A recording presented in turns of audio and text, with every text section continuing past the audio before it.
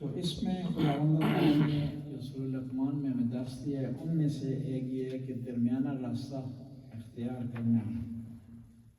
چلنے میں بھی ہم درمیانہ طریقہ ہونا چاہیے. آواز جب کسی سے بات کر رہے ہیں تو درمیانی ٹون ہونا چاہیے اور اونچی آواز میں نہیں بولنا چاہیے. تو شرعی معاملات میں بھی درمیانہ راستہ اختیار کرنا چاہیے. مشکلات تب ہوتی ہیں جب انسان افراط و تفریط کا شکار ہے، زیادہ روی کا شکار ہے یا سستی کا شکار ہے. بعض لوگ ہم دیکھتے ہیں کہ ٹائم نہیں ملتا تو اتنی داڑھی رکھنا شروع کر دیتے ہیں، جب ٹائم ملا تو چٹ لکھ نہیں. درمیانہ راستہ ہو، نہ لمبی داڑھی ہو نہ جو ہے وہ کلین شیو. اور خداوند تعالیٰ کو درمیانہ راستہ پسند ہے. اور پیغمبر بھی ارشاد فرماتے ہیں کہ میں درمیانی قسم کی شریعت لایا ہوں جس میں افراط و تفریط نہیں. قرآن یہ بھی نہیں کہتا آپ کو کہ ہمیشہ آپ نمازیں پڑھتے رہے اور کوئی کام نہ کریں، اور یہ بھی نہیں کہتا کہ واجب نمازیں بھی آپ چھوڑ دیں. بس انسان کو ہر لحاظ سے درمیانہ اختیار کرنا چاہیے راستہ. قرآن یہ بھی کہہ رہا ہے کہ فضول خرچی بھی نہ کریں اور کیا ہے کنجوسی بھی نہ کریں. ہر چیز میں آپ درمیانہ راستہ اختیار کریں گے تو آپ کو کامیابی ہے.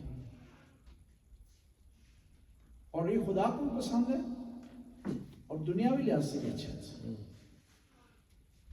بعض لوگ کسی کام پر جا رہے ہیں 1 گھنٹہ پہلے پہنچ گئے. تمہیں کس نے کہا 1 گھنٹہ پہلے پہنچتے؟ ٹائم ہی پہنچا. میں آ گئے جی دروازے پیچھے کھڑا رہے جی ٹائم پر آ چلو 5 منٹ 10 منٹ پہلے آ جاؤ کوئی مسئلہ نہیں. ٹھیک ہے. اور یہ بھی نہیں ہے کہ 4 بجے کا ٹائم دیا 4:30 آ رہے نہیں. آپ کا تو ممکن ہے مسئلہ کوئی نہیں ہے، لیکن یہ ہے کہ مسئلہ اس بیچارے کا جس کو آپ نے ٹائم دیا ہے، جس نے وقت رکھا ہے، اس کو 100 کام ہو سکتے ہیں. اس نے کوئی مسئلہ درج دیا 4 بجے کا ٹائم دیا آپ کو نا. ہاں اگر اس نے کہہ دیا کہ 2 سے لے کر 6 بجے تک موجود ہوں میں تو آپ جس وقت بھی آ سکتے. جب اس نے ٹائم دیا تو اس کا مطلب ہے ٹائم کی پابندی ہمیں وہ کرنی چاہیے. اور افراط و تفریط اس میں نہیں ہونی چاہیے. آواز کا بھی اس طرح ہے. بعض لوگ رات کو بھی سحری کو ہم لوگ مسلمان اٹھتے ہیں اور ہمارے ہمسائے نہیں اٹھتے مسلمان. ان بیچاروں کا کیا قصور کہ ہم جو ہے وہاں شور مچانا کہتے ہیں، اونچی آپ نے تلاوت نکالیں جی. انہوں نے گناہ کیا، انہوں نے روزہ رکھنا ہے، آپ نے روزہ خدا کا ہی رکھنا ہے. انہیں کو ثواب ملے گا، ان کو پیسے دینے ہیں. آپ نے کیوں تنگ کر کے رکھنا؟ اونچی آواز میں ٹی وی لگا رہے ہیں اور جو ہے شان رمضان پروگرام لگا لیے اونچی آواز سے. وہ بیچارے نیچے والی منزل والے خود ڈسٹرب ہو رہے ہیں. آپ نے وہ عبادت اس کا فائدہ ہی نہیں ہے جس سے دوسرے کو تکلیف پہنچے. خدا نہیں کہتا اس قسم کی عبادت کریں اس کے بندوں کو تکلیف پہنچا. اس لیے شریعت میں ہے کہ آپ راستے میں نماز نہیں پڑھ سکتے. اگر لوگوں کے آنے جانے میں رکاوٹ بن رہی ہے آپ کی نماز تو نماز آپ کی باطل ہے، نماز آپ کی جائز نہیں ہے. شریعت یہ بھی کہتی ہے کہ آواز درمیانی رکھیں.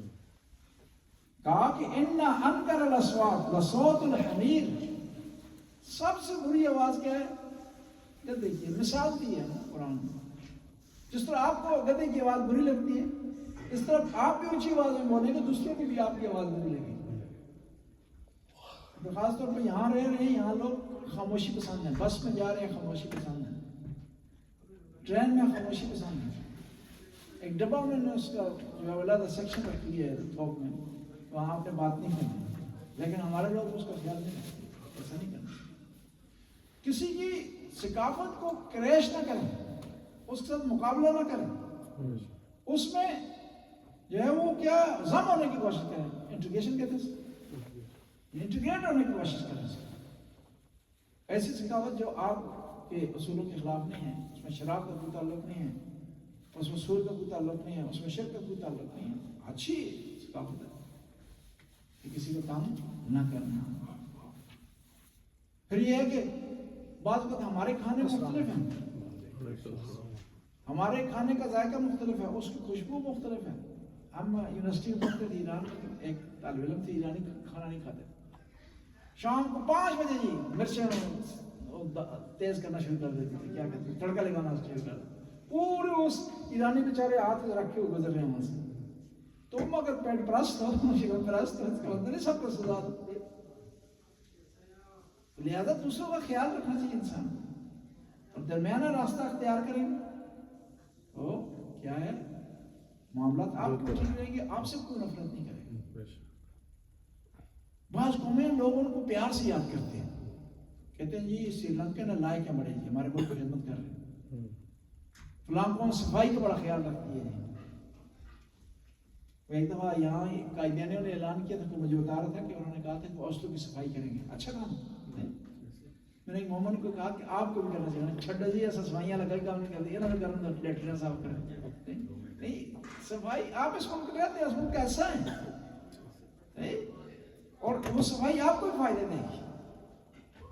لہذا دوسرے ملک میں کوشش کریں اس طرح رہیں جس طرح رہنے کہا کر. وہ کہتے ہیں ایک ولی اللہ رہتے تھے اس میں ملتان میں بھی, مجھے نام ان کا پتہ نہیں, تو وہاں ایک اور ولی اللہ آ گئے. تو وہ جو پرانے ولی اللہ تھے ان سے ملنے کے لیے تو انہوں نے گلاس بھرا ہوا رکھ دیا سامنے پرانے ولی اللہ نے کہ بھائی جو یہاں تو کس لیے آ گیا, یہ گلاس بھر گیا ختم. اس نے جیب سے پھول نکال کر اوپر گلاس کرا دیا, کہا کہ مجھے مزید جگہ کی ضرورت نہیں ہے تو میں پھول کے عنوان سے رہا ہوں, ہمیں بھی چاہاں یہاں اس پھول کے عنوان سے رہنا چاہیے. اللہم صلی علی محمد و آل محمد یا علیم یا علیم یا غفور یا رحیم. خدا اس کلیل سی بات قبول و منظور فرما, ہمارے گناہوں سے درگزر فرما, نیک کام کرنے کی توفیق عطا. پورا رمضان میں روزے رکھے, اس میں خطاؤں سے معاف فرما, روزے کو ہمارے قبول فرما, ہماری عبادتوں کو قبول فرما, ہماری آوزاری کو قبول فرما, ایران کو فتح نصیب فرما, کامیابی نصیب فرما, کہ دشمن کو زہر فرما, خدایا اسلام کو بول بالا فرما, کفار کو نیست و نابود فرما, ذلیل و خوار فرما. ربنا آتنا فی الدنیا حسنہ وفی الآخرۃ حسنہ وقنا عذاب النار. اللہم صلی اللہ علیہ وسلم.